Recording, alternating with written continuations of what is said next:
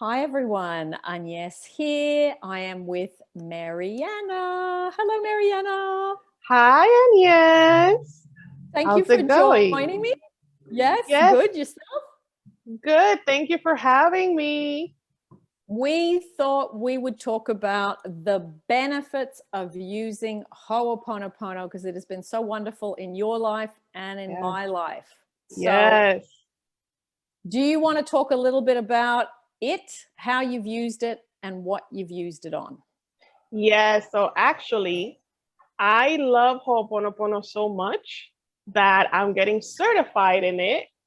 I am going to be a master Ho'oponopono teacher, which is Yep. very exciting for me. Um, I first heard about Ho'oponopono from Agnes. She's been like my mom in a lot of these things. I didn't know who Neville was. I didn't know what law of assumption was. I didn't know what everyone is you pushed out. Yeah. Everything has come from NES. Yeah. But I Ho'oponopono is so powerful. It's so strong. And I feel like it's a technique that at the end of the day, you realize that you're not just doing it for you. Like the work that you're doing on yourself actually reflects onto the world. So you're actually creating a better world by using Ho'oponopono because Mm. you're clearing all of this data. And Yep. as we know, this data is shared data. So things I have used it for. I have obviously used it to clean on all of my previous relationships, on all of my previous rejections. I have used it to clear whatever was in me that created that mess. I used it to clean on when my family member was in jail. Mhm. I cleaned it and I said to myself, I clean whatever is in me that has helped with that situation, right? Because there is something in me that is projecting that problem out because otherwise, if it wasn't anything in me, it wouldn't be in my 3D environment Mm. because you only see in your 3D external whatever is happening within you. So you must have an opinion about it, a belief about it, a limiting belief about it. That's the only way that you will actually see it in your 3D world. So I cleaned on it, and about 2 days later, he was released. I also remember that I used it to clean on the relationship with my mother, Mm-hmm. that back then wasn't very good. I have used it to clean on all of my previous employments when I was trying to get a new job. Mm. And I used it to clean on me living in public housing my whole life to Mm. be able to get a new apartment. So I Yeah. basically used it for every single thing. One thing at a time. And your relationship with your mother is a lot better It's a because of, lot better. It's a yeah. 360. Mm. It's a 360. Yeah. And, because Ho'oponopono is so powerful, you have to kind of like understand the way that it works.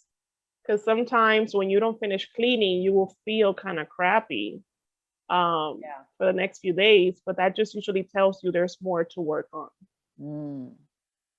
So, But can you explain to people, say, for example, you're cleaning on, let's use the mother, a mhm, relative, for example, because that's a good one. mhm.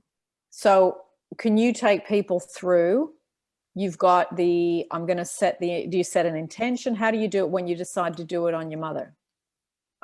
So going back to when I did that, obviously understanding the whole point of Ho'oponopono is taking full responsibility for whatever is in your world, which goes Mm. hand in hand with everyone as you pushed out, because everyone is just reflecting back to you the beliefs that you have within yourself about them, about the world, and about yourself. So for my mother, there was a lot of layers there. There was a lot of layers. There was a lot of trauma. There was a lot of anger. So I had to go kind of like step by step. I had to do Ho'oponopono more than once to kind of work on specific things here and there. But it was understanding that, number one, forgiving myself, but forgiving her. You know, so I would bring her. You remember that meditation that you created that was called Open Space? I think it's like open, that you kind of bring them forward. Ahead in time? No, you kind of put them, it's kind of like you're in a stage with them, like an open stage. Oh, there is a meditation. Spotlight meditation. Yeah. Yes. Yeah. So, you know, you're standing there and you bring them forward in your mind's eye. So you start to chant the words, and you start first by forgiving yourself and then by forgiving them. Yeah. While at the same time understanding that she is part of you. Yeah.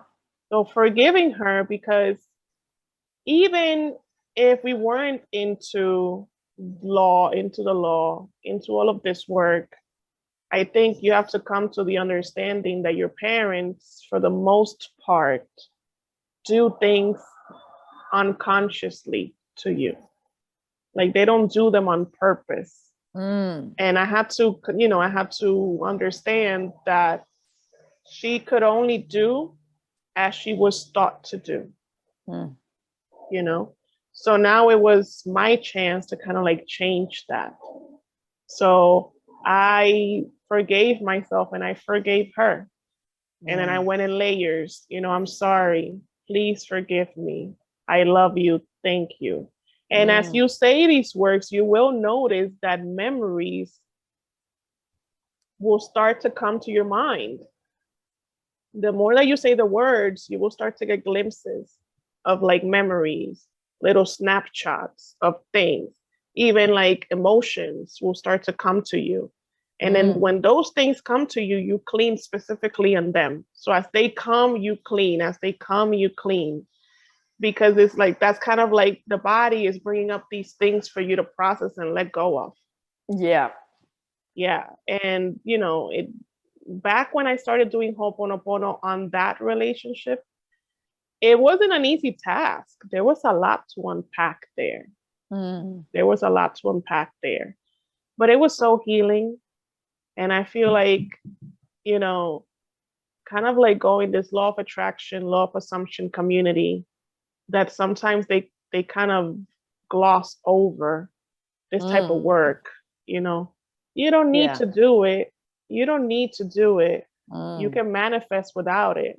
Yeah, you can manifest without it. We're manifesting 24/7, even when we want to or not.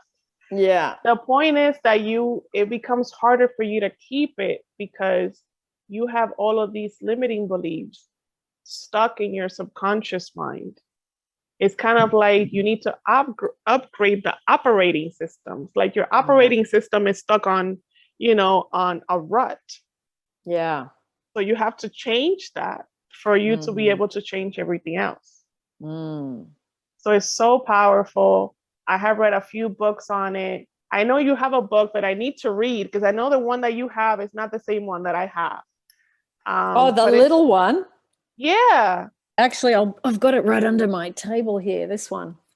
Yeah, I don't have that one. Yeah, it's only a skinny little one by Ulrich Reed E. Dupree. I'll put the link down below. But yeah, that's a great little, because he's got a little, a chapter and then an exercise at the end of every chapter. So it's an excellent one. Yeah. It's so good. Did you read Zero Limits by Joe Vitale? Yes, years ago. Did you notice something? And I'm going to bring it back. I actually forgot to mention it on my YouTube when I was talking about Ho'oponopono. That book, Zero Limits, that book is quote unquote clean. Did you notice that when you were reading it, your mind would go blank? I don't remember. It's been a long time since I read it, so I can't be certain about that. So I read Zero Limits a Yeah. few years ago, I think like 2 years ago. Mm-hmm. And I vividly remember that there was a chapter in the book where, Dr. Hugh Lenz says that he cleaned on the book. And Joe Vitale kind of like asks him to explain. Mm-hmm. And he was like, this book is going to be clean. Whoever reads this book is going to be cleaned while they're reading the book. Okay. And I remember that I had a couple of circumstances. And while I was reading the book, all the little manifestations would come through because my mind was just completely blank. Like you felt like this expansion of like emptiness, but emptiness in a good way. Yeah. Because we are powerful vessels, right? But the problem is that all the limiting beliefs we have that fill up the vessel, that kind of block the power. So the more that you remove, the more the power is able to flow through. I think Dr. Hugh Lenz talks about that too, because he says people think too much. People read too much. It's like, don't think. It's like just emptiness. And when you're empty, everything comes. And it is so true. Like, I thought that was so peculiar. Yeah. Like, so interesting. How has it been some of your experiences with Ho'oponopono? Well, I think the most powerful thing is I don't have I'm second best and I'm not good enough anymore. I think that's where the Ho'oponopono has really done its best work in my life. And I had that for years, and my relationships reflected back to me because there was always a third party, and the person would say, I don't want to be with you anymore. So that was reflected back to me in all the relationships again and again and again. So when was it? I think it was 2015 when I did my coaching course. That's when I was first introduced to it because it was part of the course. Oh, that's good. Yeah. And I remember doing it and thinking, wow, I really love this idea of that when something's in front of you, I'm dissolving the part of me that brought that to me, or the part of me that created that.